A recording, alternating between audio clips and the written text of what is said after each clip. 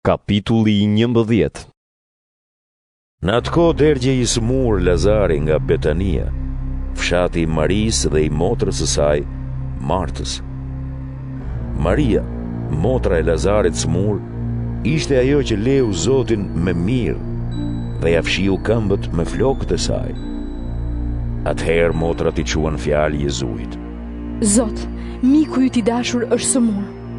Kur e dëgjoi këtë, Jezu i tha: Kjo sëmundje nuk është për vdekje, por për lavdinë e Perëndisë, dhe që të përlëvdohet nëpërmjet saj biri i Perëndisë. Jezu i donte shumë Martën, motrën e saj Marinë dhe Lazarin. Kur dëgjoi se Lazari ishte smur, qëndroi edhe 2 ditë atje ku ishte dhe pastaj u tha dishepujve: Le të kthehemi përsëri në Jude. Dishepujt i thanë: Mësues, pak më parë judejnë të kërkonin të vrisin me gur, dhe ti do që të shkosh përsëri atje? Jezu i u përgjigj: A nuk ka dita 12 orë? Nëse dikush ecën ditën nuk pengohet, sepse shet dritën e kësaj bote. Por nëse dikush ecën natën, pengohet, sepse në të nuk ka dritë. Pasi u tha këto, shtoi: Lazari miku ynë ka fjetur, por po shkoj ta zgjoj. Dishepujt i thanë: Zot, nëse ka fjetur do të shpëtoj. Por Jezu u kishte folur për vdekjen e Lazarit, ndërsa ata pandehen se ai u kishte folur për gjumin e zakonshëm. Atëherë Jezu u tha hapur: Lazari ka vdekur. Gëzohem që nuk ndodhesha atje në mënyrë që ju të besoni. Le të shkojmë tek ai. Atëherë Thomai, i quajtur Binjak, u tha dishepujve të tjerë: Të shkojmë edhe ne të vdesim me të. Kur erdhi Jezu, Lazari kishte 4 ditë që ishte në varr. Betania ndodhej në rreth 3 kilometra larg Jerusalemit, dhe shumë judej kishin shkuar te Marta dhe Maria që t'i ngushëllonin për vdekjen e vllait. Kur dëgjoi se po vinte Jezu, Marta shkoi për ta takuar, ndërsa Maria qëndroi në shtëpi. Atëherë Marta i tha Jezuit: Zot, po të kishe qenë këtu, im vlla nuk do të kishte vdekur. Por e di, se edhe tani Perëndia do të jap gjithçka që do t'i kërkosh. Jezu i tha: Yt vëlla do të ngjallet. Marta i tha: E di se do të ngjallet, në ngjallje në ditën e fundit. Jezu i tha: Unë jam ngjallja dhe jeta. Kush beson në mua do të jetojë, edhe nëse vdes. Kushdo që jeton dhe beson në mua, nuk do të vdes kurrë. A e beson këtë?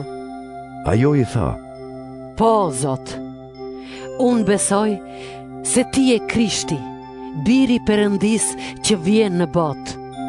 Pasi tha këto, ajo shkoi, thirri mënjan Marin, motrën e saj, dhe i tha: Mësuesi është këtu dhe të kërkon. Maria sapo e dëgjoi, u ngrit me nxitim dhe shkoi tek ai, sepse Jezu nuk kishte arritur ende në fshat, por po rrinte atje ku e kishte takuar Marta. Judejt që ishin me Marinë në shtëpi për ta ngushëlluar, kur panë se ajo u ngrit me nxitim dhe doli, i shkuan pas duke menduar se po shkonte te varri për të qarë atje. Maria shkoi atje ku ishte Jezu dhe kur e pa, i ra ndër këmbë e i tha: Zot, po të kishe qenë këtu, im vlla nuk do të kishte vdekur. Jezu, kur e pa se ajo dhe judejt që kishin ardhur me të po qanin, u prek në shpirt, u turbullua dhe tha: Ku e keni vënë? Ata i thanë: Zot, eja dhe shi. Jezu u përlot. Atëherë judejt thanë: Shih sa e donte. Por disa nga ata thoshin: Ky që hapi sytë të verbrit, a nuk mund të bënte që edhe Lazari të mos vdiste? Jezu u prek përsëri në shpirt dhe shkoi te varri, që ishte një shpellë me një gur në hyrje. Jezu i tha: Hiqeni gurin. Marta, motra e të vdekurit, i tha: Zot, ai qelbet tashmë se ka 4 ditë në varr. Jezu i tha: A nuk të thash se po të besosh do të shohësh lavdinë e Perëndisë? Atëherë ata ngritën gurin. ndërsa Jezui ngriti syt lart dhe tha: Të falenderoj o atë që më dëgjove. Unë e dija se ti gjithmonë më dëgjon, por e thash për turmën përreth që të besojnë se ti më dërgove.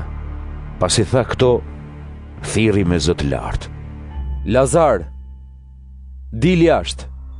I vdekuri doli me këmbë e duar të lidhura me ripa pëlhure, ndërsa fytyrën e kishte të mbështjellë me rizë.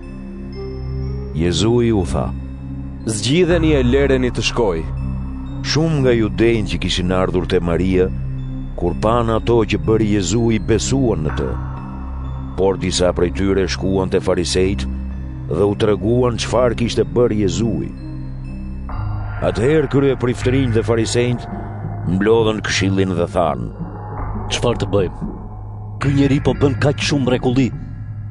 Po ta lëm të vazhdoj kështu, të gjithë do të besojnë në të, e atëherë do të vinë romakët dhe do të rënojnë tempullin dhe kombin ton. Njeri prej tyre, Kajafa, që ishte kryeprift atë vit, u tha: Ju nuk kuptoni asgjë. A nuk e kuptoni se për ju është më mirë të vdes një njeri për popullin se sa të shkatërrohet gjithë kombi? Këtë nuk e tha nga vetja, por me qenë se ishte kryeprifti atij viti, profetizoi se Jezui do të vdiste për kombin. Dhe jo vetëm për kombin, por edhe për të mbledhur e për të bërë një bijtë e shpërndar të Perëndisë. Që nga ajo ditë ata vendosën ta vrasin. Prandaj Jezui nuk ecte më haptas mes judenjve, por shkoi në një vend pranë shkretëtirës, në një qytet të quajtur Efraim, dhe ndenji atje me dishepujt. Po afrohej pashka e judenjve dhe shumë njerëz nga i gjithë vendi shkuan në Jeruzalem. Përpara pashkës po rritin e pastrimit. Ata e kërkonin Jezuin dhe kur ishin në tempull, pyesnin njëri tjetrin: Si mendoni, a do të vinë në fest? Kryepriftërinjtë dhe farisejt kishin dhënë urdhër që po ta dinte ndokush se ku ndodhej Jezui, të lajmëronte që ta kapnin.